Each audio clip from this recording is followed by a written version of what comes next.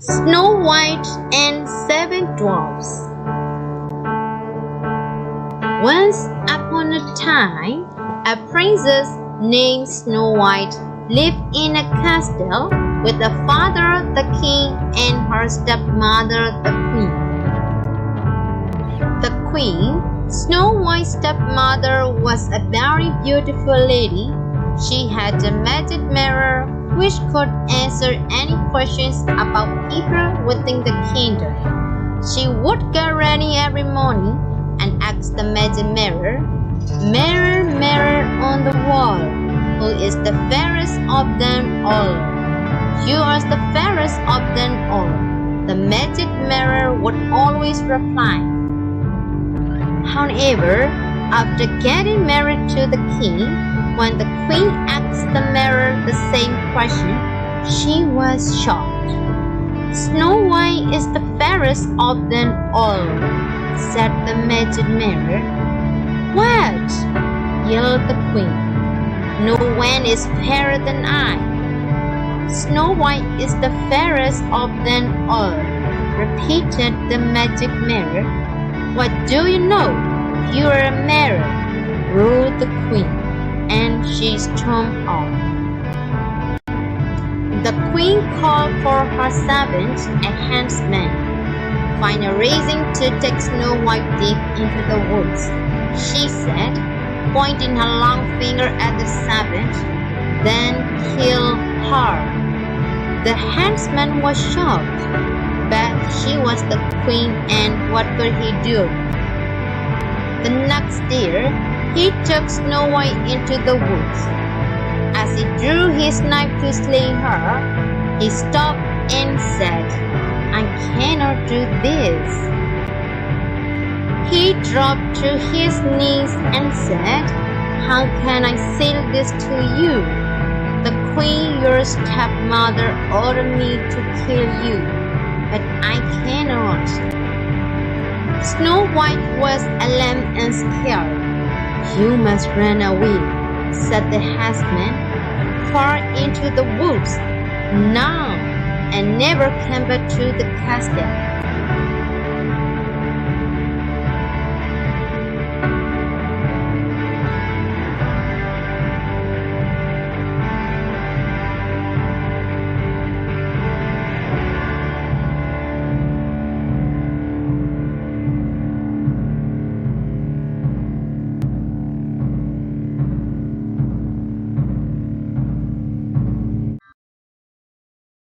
Snow White and Seven Dwarfs, Part 2. Snow White turned and ran into the woods as fast as she could. It was getting dark, and the wolves were starting to howl. The woodland animals watched the girl. Slowly, they came out from their hiding places to comfort her. When Snow White saw them, she smiled through her tears. Sandbirds whistled for Snow White to follow them, and they led her through the forest. Then, all of a sudden, far away, she saw a light. Who was living so deep in the woods? She stepped back closer. It was a cottage. "Hello," she said, knocking softly on the door. "Hello," but there was no answer. The door was a little bit open. She opened it some more and stepped in. "Hello, is anyone home?" She looked around. She had never seen a messier living room. "But it's a roof over my head for tonight. Maybe if I clean up around here, I can end my sleep," she thought. As she cleaned, she thought of someone she had already missed. Before her father had remarried, she and a prince who lived in the next kingdom were getting to know each other. They would take long walks in the royal garden and tell each other stories and laugh. Now that She had to run away from home. Would she ever see him again? After Snow White cleaned up the living room, she went upstairs. On the second floor, there were 7 little beds lined up in a row, as if for sharing. Tired from cleaning, Snow White yawned and lay across all 7 of the beds. Soon, she fell fast asleep. Snow White didn't know that the house belonged to 7 dwarfs: Bashful, Dog, Dopey, Grumpy, Happy, Sleepy, and Sneezy. They had gone out to work as usual and were about to return home from a long day or working in the jewel mines. When they opened the door, they were surprised to see their cottage all cleaned up. "What kind of magic is this?" said one of the dwarfs, whose name was Dog. "I wouldn't mind more magic like this," said another of the dwarfs with a smile. His name was Dopey. "We were better check upstairs," said another dwarf, whose name was Grumpy. "Something is fishy around here, that's for sure." "It's up there, here, in the bedroom." There, lying across all their beds, was a young lady fast asleep. "Who are you?" said all the dwarfs at once.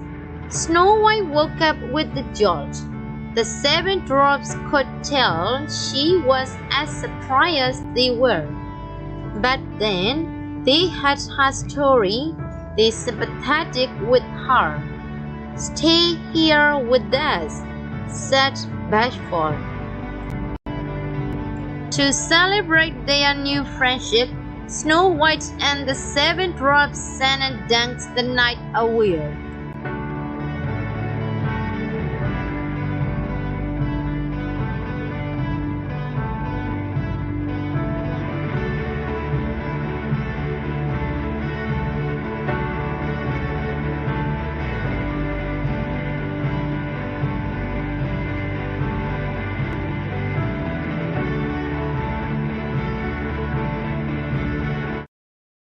Snow White and 7 Dwarfs Part 3.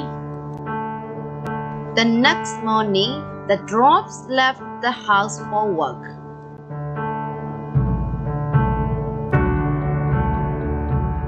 Back at the castle, the queen marched up to her mirror.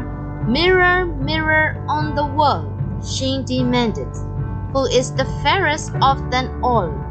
"Snow White is the fairest of them all," said the magic mirror. "That's impossible," screamed the queen.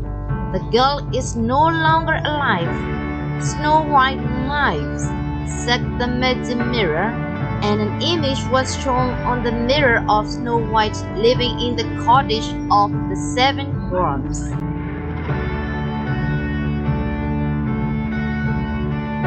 At the cottage, when the 7 dwarfs were away at work, there was a knock on the door. "Who is it?" said the Snow White. She remembered the warning of the 7 dwarfs not to open the door to anyone. "I am only a poor old woman," came a squeaky voice, "selling apples." But it was the evil queen disguised as an old woman. "It's raining out here, my dear," said a voice through the door. "Please let me in." Poor thing, thought Snow White, having to go door to door selling apples in the rain.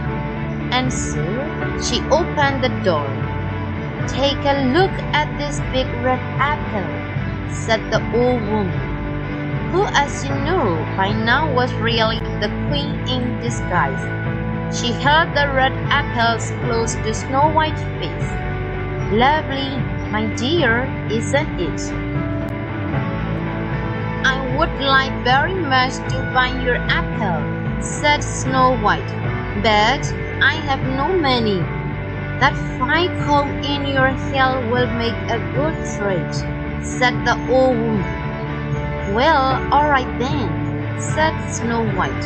She took the comb out of her hair and gave it to the old woman, who then gave her the apple. Snow White took a big bite. Alas, the fruit was poisoned. At once, Snow White fell to the ground in a deep sleep. Just then the door flew open. Emerged the 7 dwarfs home from the day's work. They were totally shocked to find Snow White lying on the floor and what must be her stepmother beside her laughing. They chased that evil queen out the door and into the storm. After the very top of a mountain, they chased her. All of a sudden, lightning hit the mountain. The queen fell and she was never seen again. But there was nothing to help poor Snow White. She stared, absolutely stared in a deep sleep. The 7 dwarfs gently lifted her into a glass coffin. Day and night they kept watch over her. One day the prince happened to pass through. Ever since he had landed, Snow White was missing at the castle. He was searching for her far and wide. Now he had finally found her, but in such a state. The prince pulled open the glass coffin. Her face glowed so bright even in the deep sleep.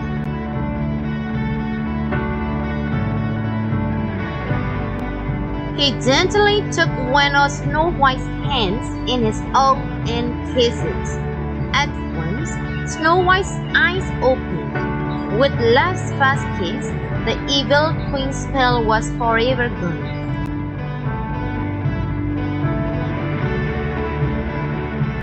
Now, nothing stood in the way for Snow White and the prince being together forever.